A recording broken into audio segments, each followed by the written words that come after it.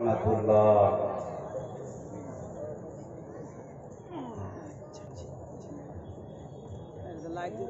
Innal hamdalillah nahmaduhu wa nasta'inuhu wa nastaghfiruh wa na'udzu billahi min shururi anfusina wa min sayyiati a'malina.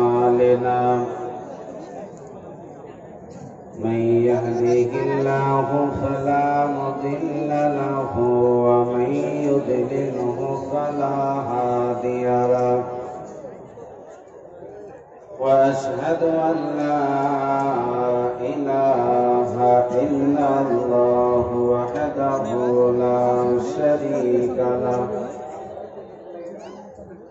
وأشهد أن محمدا عبده ورسوله الذي أرسله بالحق بشيرا ونذيرا وداعيا إلى الله بإذنه وسراجا منيرا.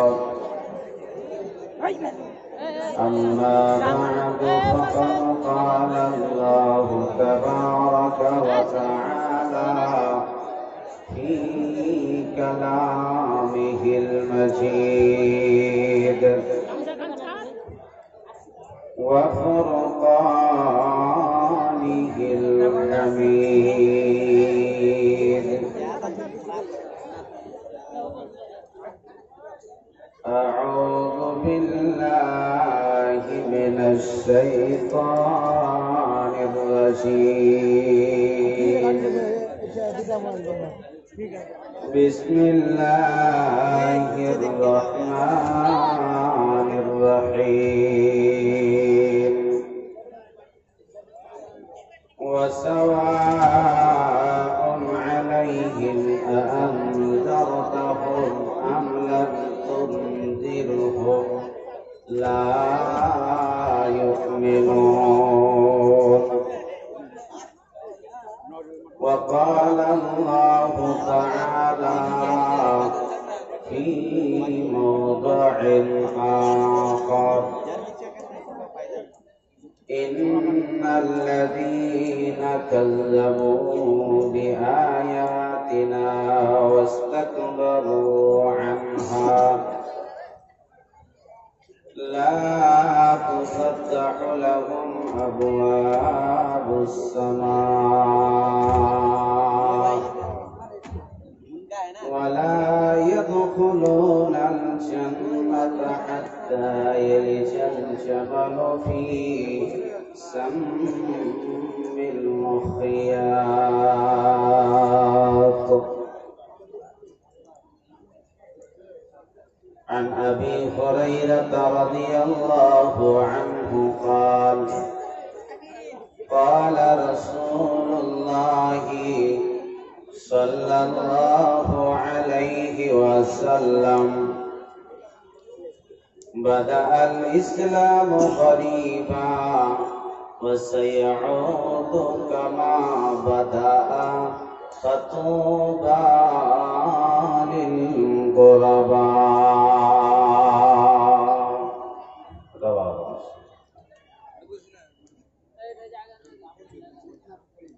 हाय हाय আমার দেশে Facebook আইছে,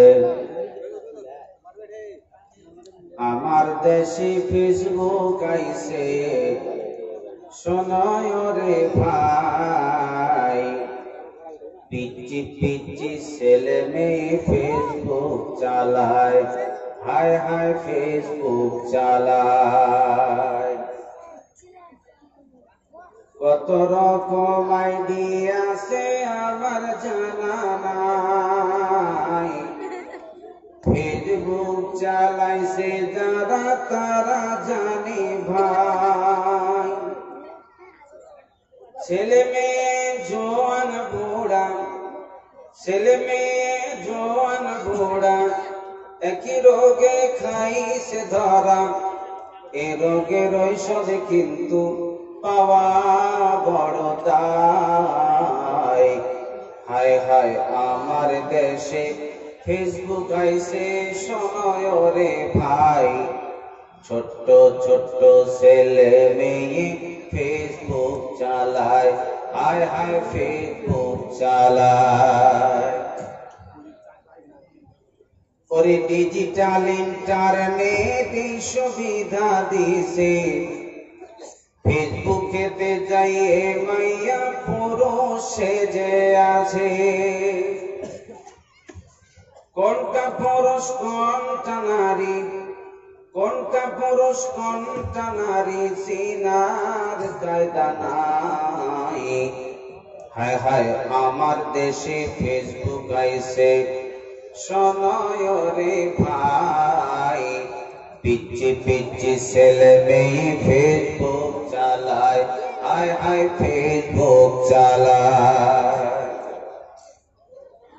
ওরে কালো মেয়ে ফর্সা সেজে প্রোফাইলে ছবি ছেড়ে যুবকদের পাগল করছে ভাই। সরাসরি দেখলে পরে, সরাসরি দেখলে পরে আসল নকল ধরা পড়ে, কোনটা আসল কোনটা নকল ধরা পড়ে যায়।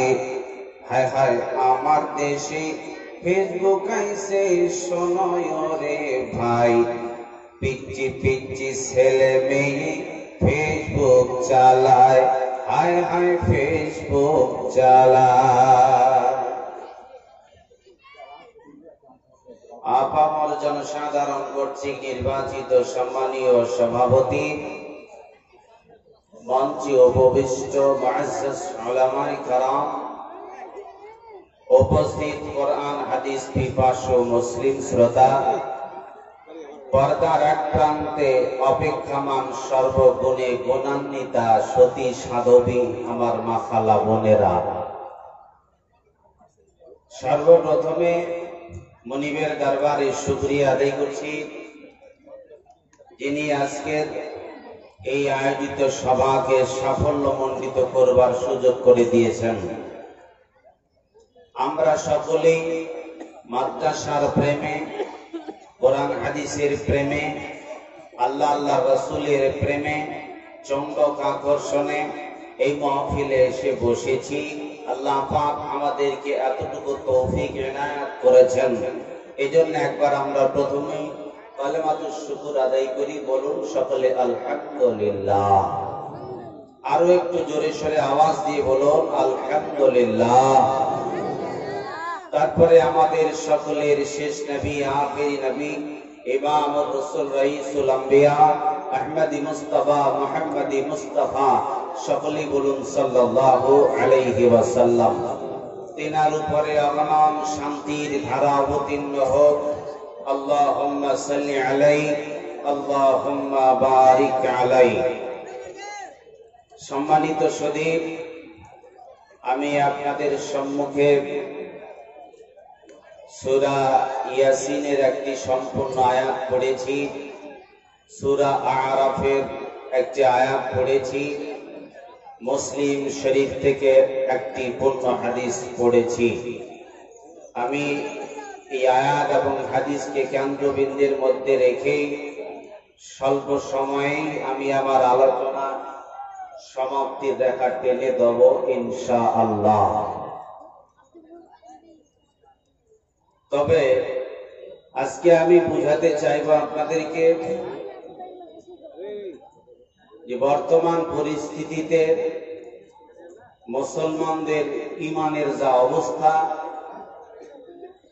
মুসলমানদের ঈমানের যা পরিস্থিতি, কোরআন হাদিসের উপর অরুচি, কোরআন হাদিসের উপর আলোচনা হয় কিন্তু পরিবর্তনের ভাব দেখা যায় না, এটাই বড় দুঃখিত।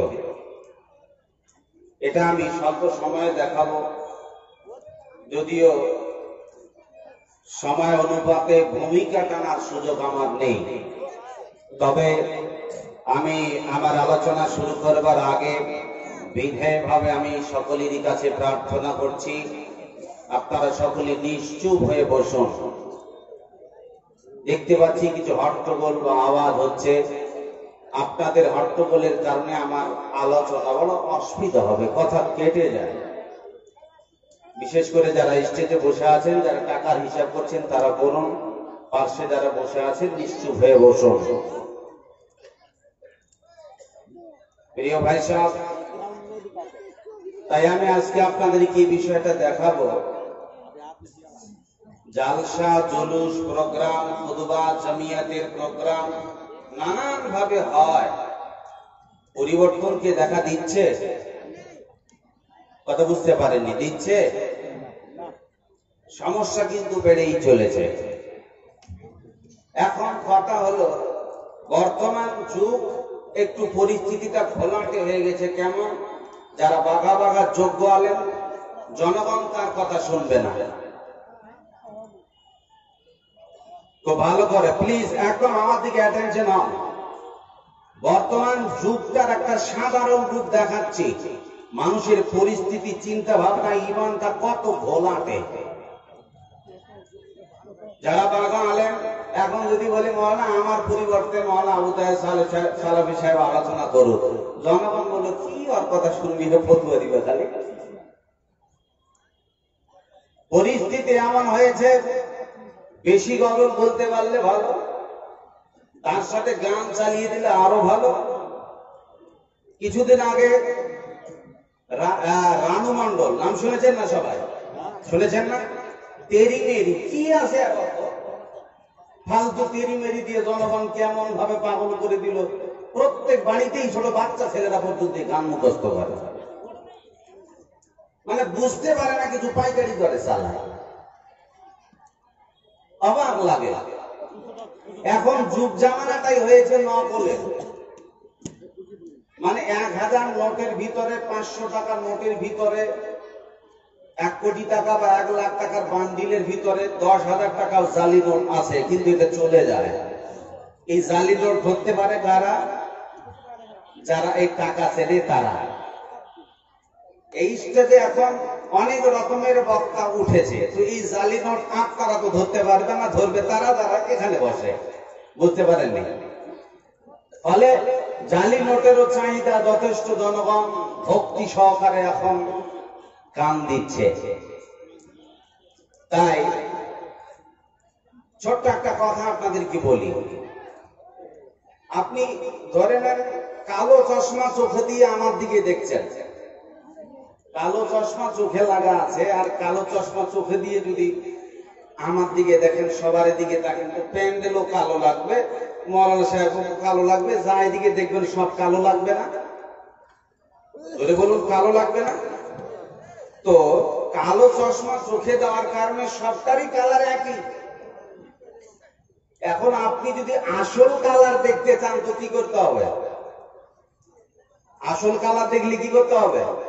এটা খোলো, কে কালো ধরো, নীলে সবুজ আছে, সব মার্কাটার চশমা খুললে ধরা পড়বে। সম্মানিত সুধী, কোরআন হাদিসের ভুলভাল আমরা বুঝে আসছি, শুধুমাত্র মুসলমানদের চোখে এখন লেগে গেছে শয়তানের ভুল, কালো চশমা বলে সহি জাল জয়ীফের কোন জ্ঞান আমাদের নেই। জাল নোটের ফলেই চাহিদা বেড়েছে। সম্মানিত উপস্থিতি, তাই এই পরিচিতিটা আপনাদেরকে একটু দেখায়। বিশ্বনবী মুহাম্মদুর রাসূলুল্লাহ বলুন সকলে সাল্লাল্লাহু আলাইহি ওয়াসাল্লাম, যখন ঈসা আলাইহিস সালাম পৃথিবী থেকে আসমান জগতে উঠিয়ে নেওয়া হলো, বিশ্বনবী মুহাম্মদ সাল্লাল্লাহু আলাইহি ওয়াসাল্লামের বাড়ি নবুয়ত প্রাপ্তির শেষ পর্ব। যদিও আপনাদের ভাষা একটু আলাদা, তো আমি খুবই সাধারণ ভাষায় বলার চেষ্টা করি, তবুও বুঝতে অসুবিধা হচ্ছে না তো আপনাদের? যদিও আপনাদের কাছে আমি নতুন নয়, আমি কয়েক বছর ধরে প্রায় আপনাদের অলিগলি আসা আছে, মোটামুটি করে সাধারণ ভাবে আপনারা আমাকে চেনেন এবং আমার আলোচনা সম্পর্ক যথেষ্ট আপনাদের অভিজ্ঞতা আছে। আমি যতটুকু সময় আলোচনা করব কিছু একটা দিব, এটা আমার বিশ্বাস। আমিও আমার আগের জীবনে এই গজল ফজল হাবিজাবি বহুত কিছু বলতাম, এখনো বলে মৌলানা এই দুটো গজল একটু বলে, কিন্তু এই সময়ের আগে যদি আমি দুটো হাদিস বলে মেসেজ দিতে পারি, এটা বেশি কাজে দিবে না? তো রং তামাশায় তো সব উঠালে হবে না, তার জন্য একটা আলাদা চ্যাপ্টার আছে, ওর একটা আলাদা কোম্পানি আছে, ওর একটা আলাদা অফিস আছে, গান জুড়ে দিন সবই পাবেন। একটা মোবাইল, এর ভিতর ভালো মন্দ দুটোই আছে, আছে না? চাকু দিয়ে ফল কাটলে নেকি হবে, মানুষ কাটলে গুনাহ হবে। মোবাইলে নাচ গানও আছে আর ভালো আছে, যদি ভালোটা দেখেন ইবাদত হবে, আর মন্দটা চালালে গুনাহ হবে। সম্মানিত উপস্থিতি, যার কারণে আমাদের এই দেহ নামক গাড়িটাকে ঠিকভাবে চালাতে হবে। আমরা বিশেষ করে মার্কা হিসাবে মুসলিম সবাই দাবি করছে আমি মুসলমান হয়ে নামাজ রোজা তো কিছু নাই, থাক আর না থাক, আর দাবি কি আমি মুসলমান? যদি আপনার দাবি এটা হয় তাহলে একটা কোরআনের আয়াত দিয়ে বুঝাই। ফেরাউন যখন দরিয়ায় হাবুডুবু খাচ্ছিল, লম্বা চলা ঘটনা আছে, আমি শর্ট করে কথাগুলো গুটাচ্ছি। ফেরাউন যখন দরিয়ায় হাবুডুবু খাচ্ছিল তখন ঈমান এনে বলছে আমানতু আন্নাহু লা ইলাহা ইল্লাল্লাযী আমানাত বিহি বানু ইসরাঈল ওয়া আনা মিনাল মুসলিমিন। আমি ঈমান নিয়ে আসলাম সেই রবের উপরে, আমি ঈমান আনলাম তার উপরে যিনি ব্যতি রেখে কোনো মাবুদ নেই, যার উপর ঈমান এনেছে বানু ইসরাঈলেরা। আনা মিনাল মুসলিমিন। ও যখন ঈমান আনলো পানিতে পেটা ডুবছে আর ওই অবস্থায় ফতুয়া মারছে, মুফতি সাহেব সেজে গেল, আনা মিনাল মুসলিমিন, আমি তো মুসলমান, আমি মুসলমান হয়ে গেছি, এরপরও কি চুগলে আমাকে ঠিক হচ্ছে? তো আচ্ছা, ফেরাউন যখন হাবুডুবু খাচ্ছিল আর দাবি করেছিল আনা মিনাল মুসলিমিন, আসলে কি মুসলমান? ও যদি বলুন ওর দাবি ঠিক আছে না? এখন ওই জায়গাতে আপনি নামাজ রোজা কোরআন হাদিস কিছুই মানেন না, আর আপনার দাবি কি আনা মিনাল মুসলিমিন, তাহলে আপনার দাবি আর ফেরাউনের দাবি কি তফাৎ আছে? যদি বলুন আছে। 3 দিন হয়নি নামাজ ধরা, আর খেড়ি কি মসজিদে, মৌলবীর ভুল ধরা, পাবলিকের ভুল ধরা, কে আসছে না তার, অথচ 3-4 দিন হয়নি নামাজ ধরা। হাতির বাচ্চা হচ্ছে টের পায়নি কেউ, ছাগলের বাচ্চা হলো কেউ টের পেল না, উটের বাচ্চা হলো কেউ টের পেল না, আর মুরগি যখন ডিম পাড়ে কটকট কটাস কটকট কটাস গাবিয়ে দেয়, ঠিক না? এই লোকটা 3 দিন নামাজ ধরা হয়নি, বড় বড় বাঘা বাঘা নামাজি মসজিদে আছে, এদেরকে নিয়ে ঝামেলা হলো না। এই মুরগি মার্কা 3 দিন হয়নি নামাজ ধরা, গোটা মসজিদ মুরগির ডিম পাড়ার মতন পরিস্থিতি করে। ফলে আমাদের পরিস্থিতি ঘোলাটে হওয়ার কারণে দাবির জায়গাতে বাস্তবতার কোনো মিল নেই। যদি বাস্তব মিল ঠিক না থাকে, যার কারণে মিল না থাকার কারণে আমাদের ঈমানে এখন জ্বর ধরেছে। এখন ওই জ্বরের জন্য যদি অ্যান্টিবায়োটিক ব্যবহার না করি, সঠিক চিকিৎসা না হয়, তাহলে কোরআন হাদিসের কি রুচি ফিরে আসবে? জোরে বলেন, আসবে? আসবে না। সাওয়াউন আলাইহিম আনজারতাহুম আম লাম তুনদিরহুম লা ইউমিনুন। এদেরকে বুঝাও আর নাই বুঝাও, ভয় দেখাও আর নাই দেখাও, আল্লাহ বলছেন ওরা মানবে না। জালসা করো, সম্মেলন করো, বড় বড় বক্তা নিয়ে আসো, সারা রাত ধামাকা জালসা চলবে, কিন্তু ওদের নীতি পাল্টাবে না। এখন আপনার নীতির সাথে একটু বুঝাই। বিশ্বনবী মুহাম্মদ সাল্লাল্লাহু আলাইহি ওয়াসাল্লাম যখন এই আরবের পরিস্থিতিতে এমন একটা সমাজে এলেন, এই সমাজের লোক অন্ধকারাচ্ছন্ন, এরা ভালো মন্দ বোঝে না, হালাল হারাম বোঝে না, এরা বেঈমান, এরা লম্পট, এরা নারী নির্যাতনকারী। কন্যা সন্তান জন্ম নিলে বংশের বদনাম, কন্যা সন্তান জন্ম নিলে জীবন্ত অবস্থায় মাটিতে পুঁতে দেওয়া, এই তাদের ধর্ম, এই তাদের রীতিনীতি। এরকম একটা নোংরা পরিবেশে বিশ্বনবী আসলেন, যেটার নাম দেওয়া হয়েছে আইয়ামে জাহিলিয়াত, বর্বরতার যুগ। এরকম একটা নোংরা পরিবেশে বিশ্বনবী আসলেন, এসে একটা ফকাচিং দিলেন, একটা লাইট মারলেন, ওই লাইটটার নাম কোরআন। কি বললাম? কোরআন মাজিদ। এই কোরআনের আলো দিয়ে বিশ্বনবী লাইট মারলেন, এই লাইটের আলোতে, এই কোরআনের তাপমাত্রা পেয়ে, এই কোরআনের আলো পেয়ে, এই বর্বরতার যুগের পরিস্থিতির মানুষগুলো, যারা রাসূলকে সম্মান দিত না, যারা রাসূলকে মারতে গেছে, এরকম নিষ্ঠুর পাপাচার লোকগুলি, যাদের ইনসাফ ছিল না, যাদের মানবিকতা ছিল না, এই সব লোকগুলি এত দামি হলো, এত দামি হলো, যেখানে আল্লাহ তাদের উপাধি কোরআনে রেখেছেন রাদিয়াল্লাহু আনহুম ওয়া রাদু আনহু।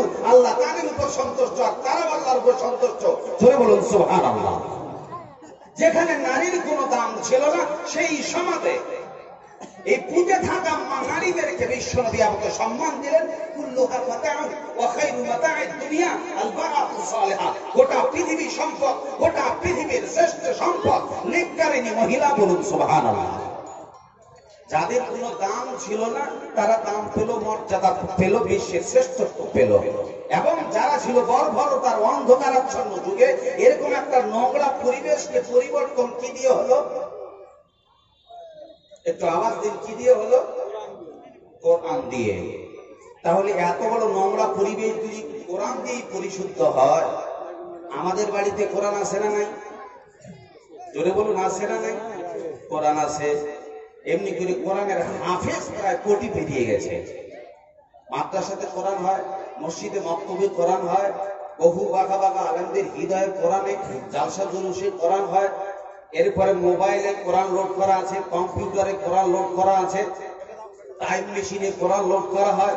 নানান ভাবে কোরআনের কপি কত চান আপনি সব পাবেন আপনার কাছে, আপনার পকেটে, আপনার দরবারে। তো এই কোরআন আছে আর পাপ আছে না নাই? জোরে বলুন। কোরআনও আছে, চুরিও আছে, নাই? কোরআনও আছে, জেনাও আছে, কোরআন আছে, মিথ্যা আছে, কোরআন আছে, হারাম আছে, কোরআন আছে, দালালি আছে, কোরআন আছে, বেঈমানি আছে, কোরআন আছে, বেনামাজি আছে, কোরআন আছে, দান খয়রাত নেওয়ালাও আছে, কোরআন আছে, দুর্নীতি সবই আছে। তাহলে কোরআনের আগে যা অ্যাকশন ছিল এখন কি আর আছে? কোরআনের যে ভিটামিনটা রাসূলের জামানায় ছিল এখন কি তার আছে? জোরে বলুন, আছে। কোরআন আছে ঠিক, কিন্তু কোরআনের পাবন্দি, কোরআনের আমল, কোরআনের আসল ভিটামিন জনগণের কাছে আর কাজ করে না। ফলে এদের চিন্তা চেতনা জীবনে এমন ভাবে গড়ে গেছে, পাপ হয়ে গেছে ভালো আর মন্দটা হয়ে গেছে প্রিয়। সম্মানিত সুধী, এবার ভালো করে বোঝেন। এবার একটা ছোট উদাহরণ দিই আপনাদের কাছে। এইটা আমার হাতের দিকে দেখেন। আমার হাতে যদি আমি লিখি আগুন, তো হাত কি জ্বলে যাবে? জোরে বলুন। হাতে আগুন লিখলে আগুনে হাত কি জ্বলে যাবে? লিখলে কলম দিয়ে জ্বলবে না। তাহলে এই হাত জ্বালাতে গেলে কোন আগুন দিতে হবে? বাস্তব, প্র্যাকটিক্যালে নামতে হবে। বাস্তব আগুন এবার জ্বালাই দিয়ে এবার আপনার হাত পুড়ে যাবে। সম্মানিত সুধী, এই যে আমাদের কাছে কোরআন আছে সুন্দর করে লেখা, এই কোরআন দিয়ে কি কাজ হবে? যেটা কোরআনে লেখা আছে আরবিতে, না প্র্যাকটিক্যাল ফিল্ডে নামতে হবে? যতক্ষণ না পর্যন্ত কোরআনের উপর আমল হবে ততক্ষণ পর্যন্ত পরিবর্তন হওয়া সম্ভব নয়। এবার শোনেন,